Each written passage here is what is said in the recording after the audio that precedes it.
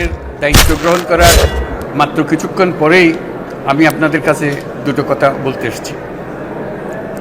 আজ দ্বিতীয়বার যারা স্বাধীনতার স্বাদ আমাদের সকলের জন্য সম্ভব করল, সেই বৈষম্য বিরোধী ছাত্র আন্দোলনের শহীদ ছাত্র জনতা এবং এতে আহত অসংখ্য আন্দোলনকারীকে স্মরণের মাধ্যমেই দেশবাসীকে আমি কিছু কথা বলতে চাই।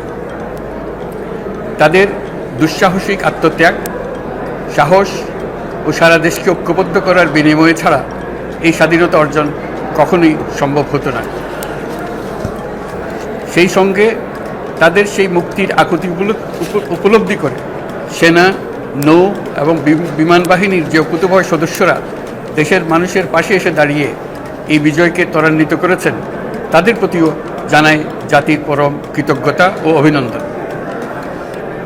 ছাত্র জনতার অভ্যুত্থানে আমাদের দ্বিতীয় স্বাধীনতা অর্জন উৎসবের মুহূর্তে এই স্বাধীনতাকে নস্যাৎ করার জন্য ষড়যন্ত্রকারীরা দেশে একটা অরাজকতার ও ভীতির পরিবেশ সৃষ্টি করেছে।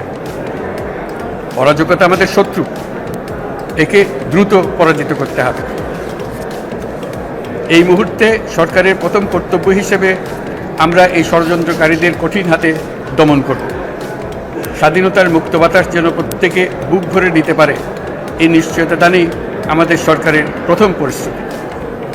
এই ব্যাপারে দেশবাসীর সহযোগিতা কামনা করছি। দ্বিতীয় স্বাধীনতার এই মিলন মেলা থেকে বাদ যাবে না যারা আমাদের শান্তি শৃঙ্খলা রক্ষাকারী প্রতিষ্ঠানগুলো, নৌ, সেনা, বিমান বাহিনী, বর্ডার গার্ড, পুলিশ, আনসার, গ্রাম প্রতিরক্ষা, কোস্টগার্ড, কেউ বাদ যাবে না। অন্য সবার মতো তাদের প্রত্যেক সদস্য আজ উপরওয়ালার আইন বহির্ভূত জবরদস্তিমূলক হুকুম থেকে মুক্ত। কারো জন্য এটা বিন্দুমাত্র ব্যাহত হলে আমাদের আজকের উৎসব ম্লান হয়ে যাবে।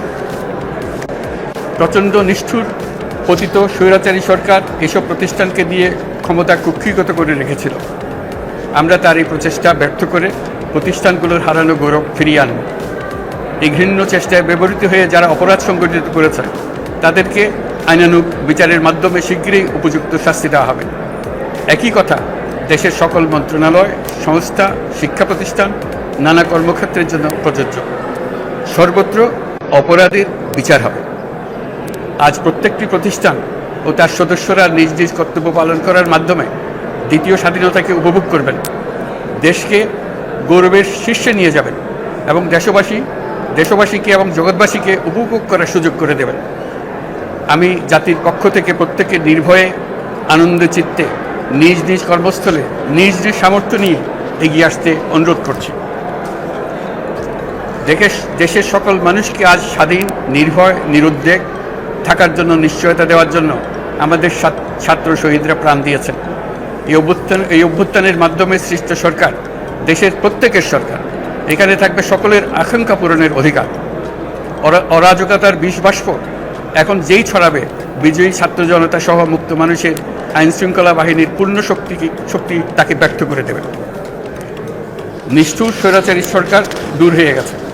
কাল সূর্য উদয়ের সঙ্গে সঙ্গে গণতন্ত্রের, সুবিচারের, মানবাধিকারের, নির্ভয়ে মত প্রকাশের পূর্ণ স্বাধীনতার জন্য সকলের স্বাচ্ছন্দ্যে জীবন ধারণের সুযোগ প্রদানের সচেষ্ট সরকারের ঘনিষ্ঠ সান্নিধ্য ও সহমর্মী পরশ দলমত নির্বিশেষে সবাই উপভোগ করবে। এটাই আমাদের লক্ষ্য। আমাদেরকে এই লক্ষ্য পূরণে সাহায্য করুন। সারা বিশ্ব আজ অবাক হয়ে বলছে, সাবাস বাংলাদেশ, সাবাস বাংলাদেশের ছাত্র জনতা। আমরা এই অর্জনটাকে আর অনেক দূর নিয়ে যেতে চাই। আমাদের ছাত্র জনতার জন্য কিছুই অসম্ভব নয়। আমাদের তরুণরা অসম্ভবকে সম্ভব করতে পারে, তারা সেজন্য প্রতিজ্ঞাবদ্ধ। যদি আমরা ঐক্যবদ্ধ থাকি, ধ্বংসাত্মক কর্মকাণ্ড থেকে দূরে থাকি, সবার জন্য মুক্ত পরিবেশ সৃষ্টি করতে পারি, আমাদের বিজয় অবশ্যই হবে। মহান আল্লাহ আমাদের